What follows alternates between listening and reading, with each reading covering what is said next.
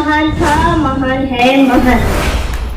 हम अपनी जान के दुश्मन को अपनी जान कहते हैं, मोहब्बत की इसी मिट्टी को हिंदुस्तान कहते हैं। जो दुनिया में सुनाई दे उसे कहते हैं खामोशी, जो दुनिया में सुनाई दे उसे कहते हैं खामोशी, और जो आंखों में दिखाई दे उसे तूफान कहते हैं। ये जो दीवार का सुराख है साहब, ये जो दीवार का सुराख है, चाइना, अमेरिका, पाकिस्तान साजिशों का हिस्सा है, और हम इसे अपने घर का रोशनदान कहते हैं।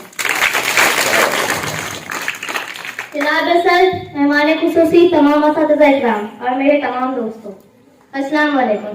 मैं मुरस्सा फातिमा आप सबके सामने अपने भारत, अपने वतन पे कुछ कहना चाहूंगी। आज़ादी, आज़ादी का असली मतलब वही समझ सकता है जिसने कभी गुलामी की। हम खुश नसीब है कि हमने आज़ाद भारत में जन्म लिया।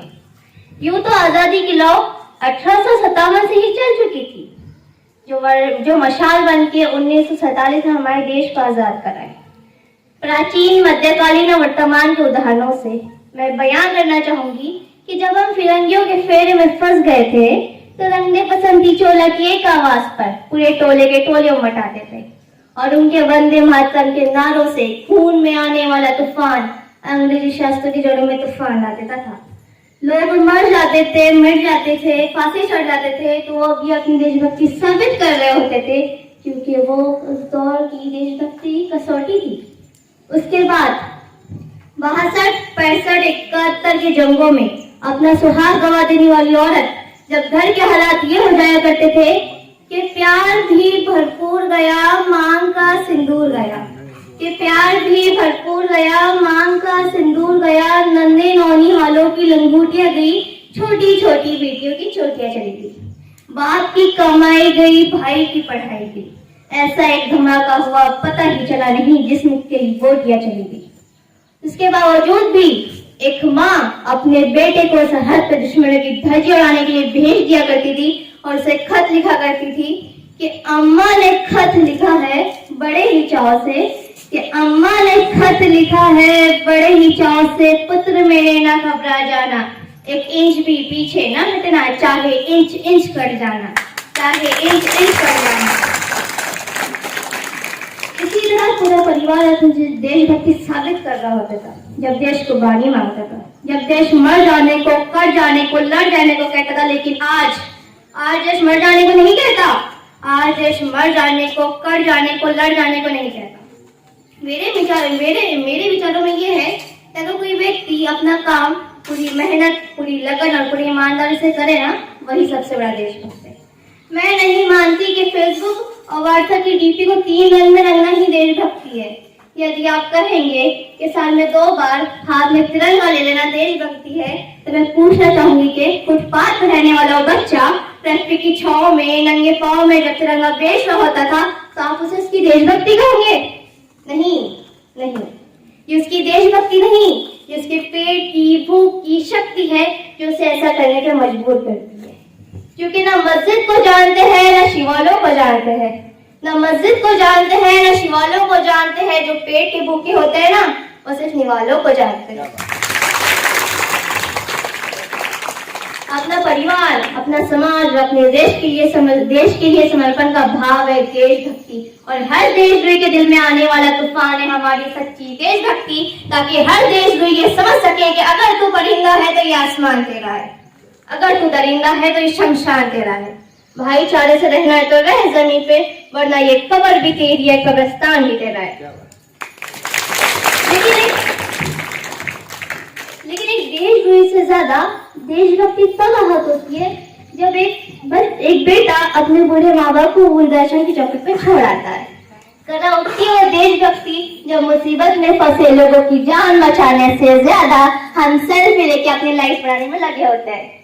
आज के दौर में वो नौजवान जिनके ऊपर जिम्मेदारी थी अपने समाज, अपने राष्ट्र, अपने वतन की आशाओं को बंद रखने की, आज वही नौजवान अपनी 4 बाय 4 इंच की स्क्रीन पे अपनी कोमल उंगलियों के घर्षण मार से अपनी भावनाओं की इमोजी भेज रहा है। 4 वोटा वोट का काम मेरा रोज था। अरे भारत का भविष्य तबाह कर रखा है। मुझे ना अपने समाज में एक वैचारिक बीमारी नजर आती है। कहा जाता है कि हम दुनिया के सबसे बड़े लोकतंत्र हैं, जहाँ हिंदू पैदा होते हैं, मुस्लिम, सिख, ईसाई भी पैदा होते, लेकिन बदकिस्मती से इंसान पैदा नहीं होते। और मेरे विचारों में ये है, मुझे और एक अपने समाज में शैक्षणिक बीमारी नजर आती है।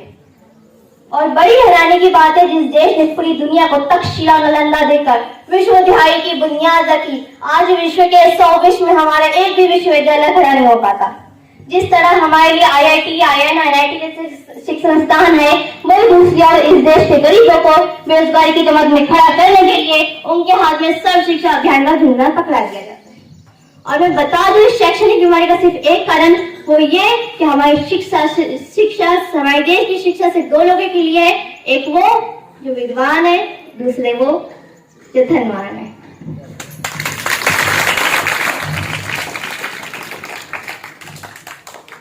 और मेरे विचारों में ये है, हमारा राष्ट्र निर्माण जब मुमकिन होगा जब स्वच्छ भारत स्वच्छ अभियान में केवल सरकार ही नहीं बल्कि सड़क पे चलने वाला हर नागरिक हाथ बटाएगा, स्वच्छ भारत स्वच्छ अभियान को दिल से निभाएगा। असल मायने में हमारा राष्ट्र निर्माण जब मुमकिन होगा जब एक गरीब बच्चा मध्याह्न भोजन के नहीं बल्कि अनर्चन के लिए सरकारी स्कूल के चौखट पे कदम रखेगा। हमारा राष्ट्र निर्माण जब मुमकिन होगा जब एक नागरिक नैतिक रूप से सतीन, चैतिक रूप से भ्रष्ट, मानसिक रूप से दीवारदार, धार्मिक रूप से अंधा, राजनीतिक रूप से गंदा नहीं बनेगा, जब तक हमारा राष्ट्र निर्माण मुमकिन नहीं होगा। और मैं सल्यूट करना चाहूंगी सरहद पे हमारी रक्षा के लिए सरहद पे उस जवान को, इस देश की पुलिस प्रशासन और किसान को और हर उस व्यक्ति को जो अपना काम पूरी मेहनत, पूरी लगन और पूरी ईमानदारी से करता है, जिनके बिना राष्ट्र निर्माण की कल्पना करना भी असंभव सा लगता है। और बस मैं आखिर में बस इतना ही कहना चाहूंगी कि मेरा हिंदुस्तान महान था, महान है, महान रहेगा। मेरा हिंदुस्तान महान था, महान है, महान रहेगा। होगा हौसला सबों के दिलों में बुलंद, तो एक दिन पूरा जहां हिंदुस्तान कहेगा, पूरा जहां हिंदुस्तान कहेगा। क्योंकि सारे जहां से अच्छा ये हिंदू सिता हमारा, सारे जहां से अच्छा हिंदू सिता हमारा, हम बुलबुले हैं इसकी, ये गुल सिता हमारा, ये गुल सिता हमारा, ये गुल सिता हमारा। Thank you so much. बहुत ही अच्छे अंदाज में अपने ख्यालात का इजहार कर रही थी। हम अपनी जान के दुश्मन को भी अपनी जान समझते हैं।